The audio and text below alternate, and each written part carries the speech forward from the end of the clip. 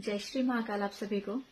तो इस चैनल पर हम स्पिरिचुअलिटी के बारे में बात करेंगे। ये सबसे पहली वीडियो है जिसमें मैं ब्रीफली एक्सप्लेन करूंगी कि स्पिरिचुअलिटी के मार्ग पे आपको क्या क्या करना होता है और किस तरह से आपको एक्सपीरियंस धीरे धीरे होने लग जाता है। मैं एक चीज कहूंगी, मैं थोड़ा साइंस की स्टूडेंट हूँ तो मुझको उसी तरह से समझाना आता है, उसी लैंग्वेज में। होप सो आप समझ पाएंगे। देखो, बहुत से लोग ना ये कहते हैं कि भगवान हमारी बात नहीं सुन रहे हैं, या मेरे मन की बात भगवान तक नहीं पहुंच रही है, मैं बहुत टाइम से मैं स्पिरिचुअलिटी के रास्ते पे चल रही हूँ, मुझे उसका कुछ रिजल्ट नहीं मिल रहा है। तो क्या होता है कि हमें ना अपनी पुरानी कर्म नहीं पता कि हम पिछले जन्म में क्या क्या कर कर आए हैं, और उन कर्मों का फिर फिल्ट्रेशन शुरू हो जाता है। जैसे आप भक्ति पर लगते हैं तो बहुत सारी हमारी परीक्षाएं शुरू हो जाती है। परीक्षा इन द सेंस क्या होता है कि हमारे सामने ना स्ट्रगल, डाउनफॉल और हमारा हार्ड टाइम शुरू हो जाता है। अब उसको फेस करने के लिए जितना हम भक्ति करेंगे हमारे अंदर से उतनी ज्यादा हमारे अंदर से एनर्जी निकलती है, अच्छी पॉजिटिव एनर्जी, और हम अच्छे से फेस कर पाते हैं।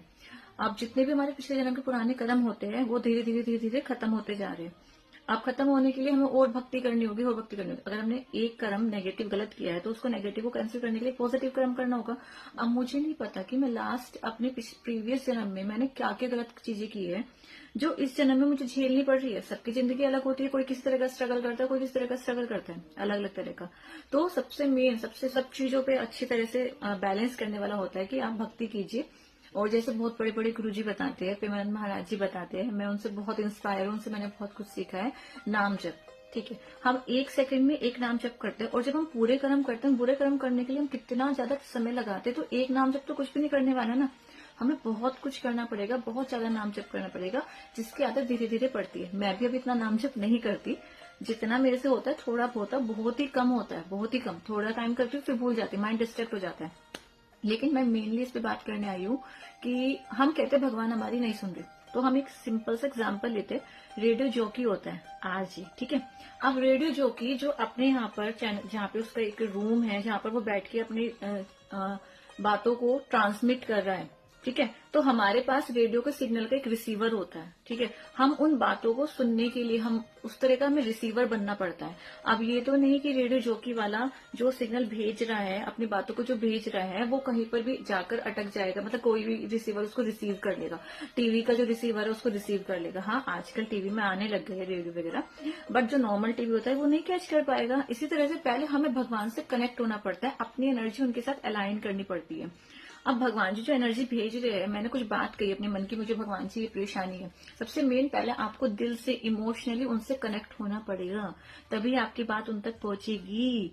और जब आप उनसे कनेक्ट हो जाओगे तो उनसे आने वाली जितनी भी ब्लेसिंग्स हैं, उनसे आने वाली जितनी आपको आंसर, मतलब आपको इंट्यूशन आने लग जाते हैं कि हाँ, आपने जो प्रॉब्लम पूछी उसका आंसर क्या है, वो इंट्यूशन की फॉर्म में आप तक कब आएगा, जब आप उस तरह के रिसीवर बनोगे।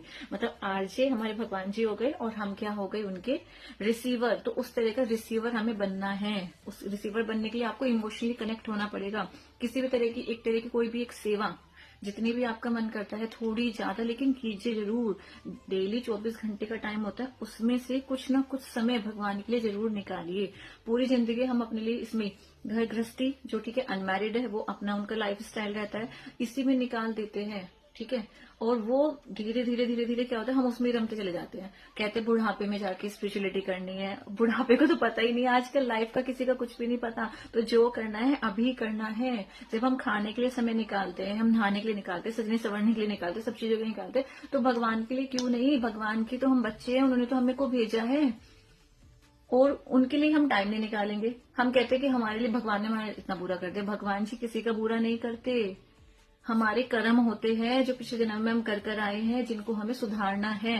भगवान सिर्फ क्या करते हैं, उनको फेस करने की शक्ति देते हैं। तो जब भी आपका डाउनफॉल चल रहा है, तो ये नहीं कि भगवान आपने बुरा कर दिया कोसना शुरू कर दिया भगवान को, नहीं, कोसना नहीं है। भगवान से प्रार्थना करनी है, हे भगवान जी, मैंने पिछले जन्म में जितने बुरे कर्म किए, जिसके साथ बुरा किया, या इस जन्म में जो भी बुरे कर्म किए हैं उनके लिए मुझे माफ कीजिए, और इस कर्म को साफ करने के लिए मुझे शक्ति दीजिए। मैं पॉजिटिविटी इस तरह की मैं लेकर आऊं कि जो नेगेटिव मेरे कर्म है वो बैलेंस खत्म हो जाए, बैलेंस हो जाए, मतलब वो चीजें नेगेटिव कर्म खत्म हो जाए। तो ये मेरे मन में था, अभी आज मैं इतनी बात करूंगी, और धीरे धीरे करेंगे। अगर आपको पसंद आती है please do share and like, इससे मुझको मोटिवेशन मिलेगा, और भी हम बातें करेंगे जैसे जैसे आती रहेगी। तब तक के लिए हर हर शंभू, जय श्री महाकाल।